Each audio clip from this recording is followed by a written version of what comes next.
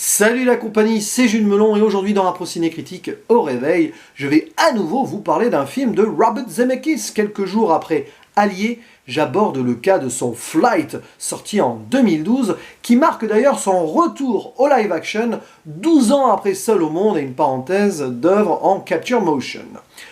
Au casting, nous retrouvons dans le rôle principal un certain Denzel Washington, à ses côtés Kelly Reilly, Bruce Greenwood, Don Cheadle, et un certain John Goodman, extraordinaire même s'il n'apparaît que de façon sporadique.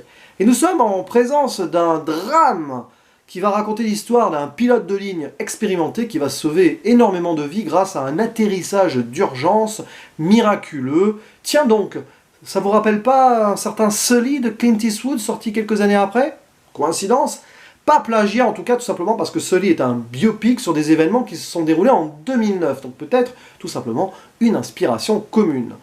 Et donc on va suivre la trajectoire de cet homme qui, malgré le fait qu'il soit érigé en héros ou faiseur de miracles, a une part sombre qu'on voit dès le début du métrage. Il est accro à la cocaïne, alcoolique, bref, ça va pas fort, et forcément enquête derrière pour trouver des responsables dès qu'il y a un crash d'avion. Il faut savoir ouh là là, qu'est-ce qui a pas marché, etc. Et donc, vu son passé et son passif, on va un petit peu le montrer du doigt, et ça va pas être facile pour lui.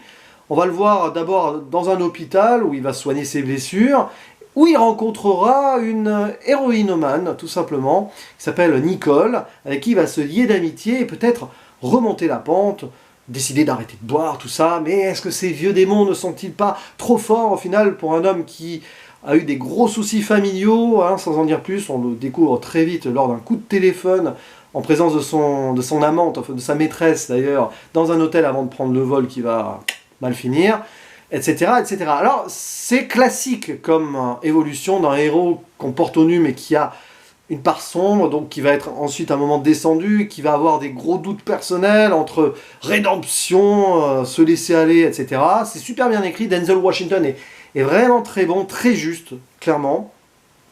Mais c'est pas pour moi le meilleur film de Zemeckis. Il manque un petit truc, peut-être une originalité, bien que sur la mise en scène, notamment sur le crash, enfin, le quasi-crash de l'avion, c'est grandiose, comme d'habitude. D'ailleurs, c'est drôle de voir ça 12 ans après Seul au monde, où il y a une scène similaire avec le personnage de Tom Hanks qui se retrouve sur une île après un crash d'avion. Donc, il se fait un petit écho à lui-même. Beaucoup de tension. Après, dès qu'on est dans l'émotion et l'intimisme, c'est pas là où le film fonctionne le mieux. D'autant plus que le personnage principal finit vite par un petit peu tourner en rond quand même. Un coup, voilà, je vais m'en sortir, puis finalement je rechute, non, oui, non, machin. Peut-être que sur les 2h15, il va y avoir 20-30 minutes en trop, comme ça, allez, on va dire 20 minutes. Mais c'est bien construit, puis il y a la scène finale, forcément, on s'attend à ce que on en arrive là à un moment, à force qu'il y ait une enquête sur lui, voilà, il y a une finalité. Mais c'est assez déroutant comme ensemble, tout en étant voilà, taillé sur une ligne droite. Il n'y a pas vraiment de surprise non plus. Je regretterais la sous-utilisation des personnages secondaires, tout simplement, parce que au niveau de Whip Whittaker, le personnage principal, c'est grandiose. Hein. Denzel Washington fait le taf, absolument pénétré par ce rôle-là. Après, la fille qui rencontre donc Nicole, à un moment, il y a une belle exploitation qui est très vite délaissée, je trouve. C'est pas approfondi, pourtant, voilà, deux personnes accros qui se trouvent comme ça au hasard dans un hôpital, et qui vont peut-être essayer de s'entraider pour s'en sortir, mais c'est vite balayé. Voilà, c'est un choix particulier au niveau du scénario, qui a été écrit par John Gatins. Je ne sais pas ce qu'il a fait avant, mais peu importe. Et voilà, il manque quelque chose. Et puis, alors, quand je parlais de John Goodman dans le casting, c'est pour moi le meilleur personnage du film. Après le héros, évidemment. Il apparaît comme ça, je ne dis pas son rôle, mais c'est un ami assez particulier du pilote.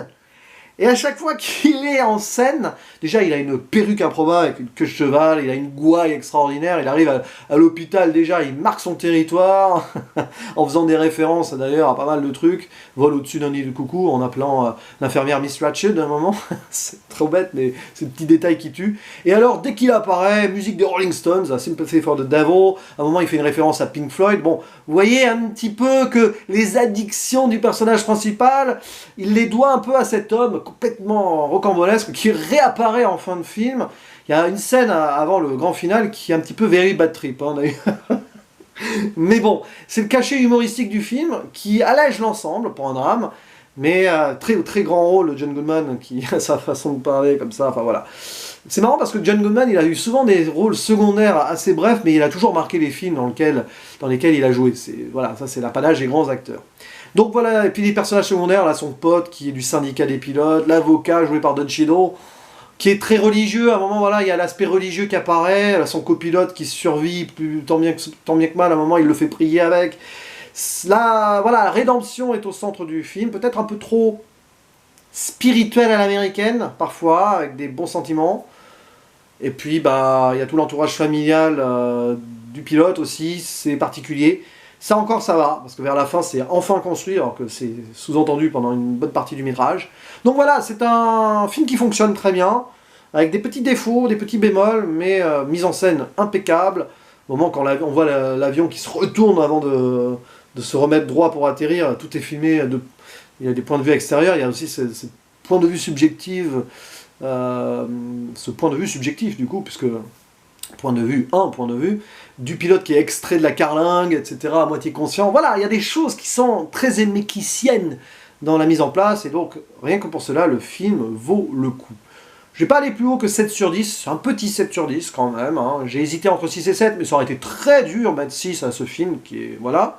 Et donc un pas mal sur Captain Watch, mais c'est du Zemeckis, hein. Vous auriez mis un autre réalisateur, j'aurais été un peu moins sévère. Quand on aime beaucoup un gars comme lui, forcément, sur ce film-là, connaissant sa filmographie, les films que j'adore vraiment de ce monsieur, c'est un peu en dessous, donc on a tendance à être un peu plus strict, tout simplement. Allez, je vous dis à la prochaine.